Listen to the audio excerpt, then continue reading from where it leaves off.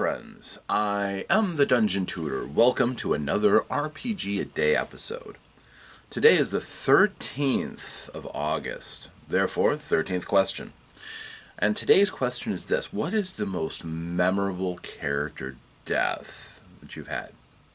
Now, I may come from old school leanings, but my sensibilities are rather modern when it comes to role-playing games, and I don't very often kill off players' characters. And I don't play enough, really, to have my characters die off all that often. But when I was younger, much younger, back in the day, in college, I went through a phase where I just fell in love with making new characters. Not necessarily watching them grow and develop, I just loved new characters. So I would be reckless in the extreme with my characters to the point where they would get killed off so I could make another character.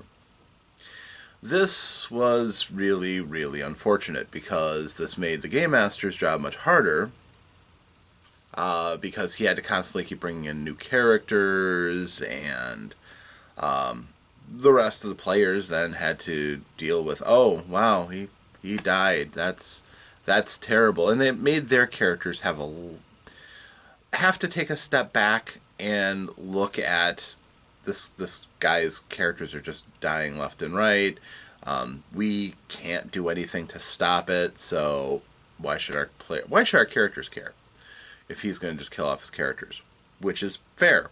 Chaotic suicidal is not a great way to run your characters.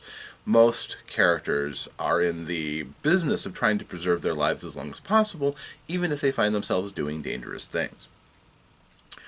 One of them, and the thing was too, I didn't always necessarily intend for the characters to die. Being reckless wasn't always an effort. One example, for instance, the best character I ever naturally rolled up, we were using 46 drop to low in 2nd edition Dungeons and Dragons.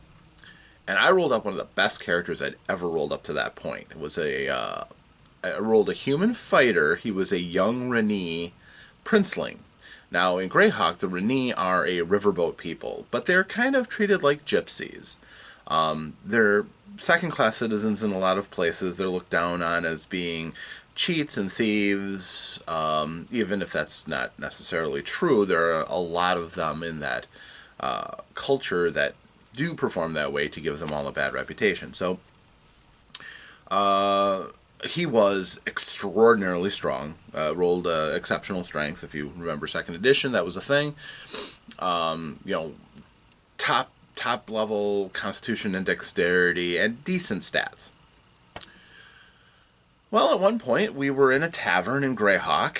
I can't remember the one. Probably the Black Dragon Inn, I think. And no, we weren't. We were actually traveling up country. So we were, I think, in Verbabonk. And there was a dwarf there, and my character is arrogant, and he started lipping off to him. Because, hey,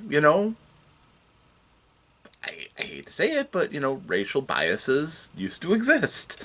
And my character, being a river guy, didn't really respect dwarves. It was part of his character learning as he was growing up. And this led to a bar fight, which the dwarf settled with his axe. So my character got murdered. They didn't resurrect him. I think we were like fifth level at the time. The dwarf did not face justice. I might have thrown the first punch, but I didn't draw a weapon. And, we fought each other with fists until he decided he was going to finish me with his axe. Okay, that was a character that I remember the injustice of it all, but, looking back from a more, an objective position, I guess I can't really truly blame the Dungeon Master for that one because, like I said, I've been going through a number of characters. And that was, that was certainly memorable because I like to think that was when I really grew up a bit and started treating the time I had with my characters with a little bit more respect. If I'd have known then that I was going to be a forever game master, I probably would have tried to enjoy those characters a bit more. And there were a number of them. I tried a Gnome Illusionist Thief, who started out kind of amusing, but yeah, I grew tired of that character, but I wasn't quite ready to finish them off. So after he got killed, I brought in his twin sister, who's also an Illusionist Thief, and she got killed off, which was unfortunate. But I was young and yeah, wasn't as experienced as I am now. That's for certain. As far as character deaths, there's one that strikes me. And it was probably one of the few cases where I've actually killed off a player's character out of fiat. But this particular character was really, really getting on my nerves. He was just being obnoxious, and we were playing a lighthearted campaign anyhow. And so at one point, the character Mordenkainen, the Mordenkainen, was introduced to the game, and this character was lipping off to him. And this was when the characters were quite powerful. They were 16th, 17th level at the time. And he's lipping off to him. And I'm like, he's not going to put up with that nonsense. So the player had to make a saving throw against Mordenkainen's difficulty. He failed. And he was instructed to go off. And at this time in this part of the adventure, Mordenkainen was trying to create movies. Using magic, special effects were really cheap. So it was a silly adventure. I'll just say that. So he was told to go and offer himself up as an extra in a snuff movie with the Tarrasque. Yes, the Tarrasque. Back then there was only one, and Mordenkainen got him on a contract for 5 movies. And he died. It was ignominious. It was deliberately much more grotesque and just awful than I normally would ever have done. But like I said, he really annoyed me. And I don't usually flex my DM's muscle, stuff like that. And his character did not come back. He made a new character who he determined was going to be just something to get after the rest of the party with. And, well, he told everybody that, or he basically told on the rest of the party for something they did. And by this time, they're all ridiculously high level. So I turned to one of the players and I'm like, you're like the High Priest of Nerul. He was. He wasn't a terrible guy, but he was very pro-death. And I'm like, technically you're the head of the Church of Nerul at this point in the area. He's like, oh, cool. I'm like, yeah, other people come to you for orders. You're the person who can tell other people what to do, including a large block of assassins. Ooh, nice. I'm like, do you want to use a little flick of your divine authority to take care of this? Yeah, okay. So you get your best assassin, and one time while your character is bathing, out of your bathwater comes an assassin. Make these saving throws. Okay, you die, and there's nothing left to resurrect, so yeah, you're dead. Again, I'm not entirely proud of that. I mean, a lesson probably could have been learned, and I think it was. After that, I think he calmed down quite a bit and worked with the group instead of against them. But, you know, we had dealt with quite a lot of his character being obnoxious. Again, it's something I learned from as well as him, so I don't do that, generally. Another one, though, same player but opposite, we were playing a game, and the group was in a temple, and they sent him off ahead. He's playing as a barbarian. And he went off ahead, and he fell down a pit trap. Down to a lower level of the dungeon. The people were already alerted that he was there. So when he dropped down to the bottom, I took him off to the side, and we had a very short combat. He died very, very quickly, because that section was designed for the entire party to fight, and he was there by himself. So he immediately got his, I believe he was held, and his head just cut off. And the rest of the party was just up without any urgency at all, just kind of because they didn't like that player. He was an okay player with the rest of us. He didn't do anything terribly wrong. It's just they decided that he wasn't what we wanted.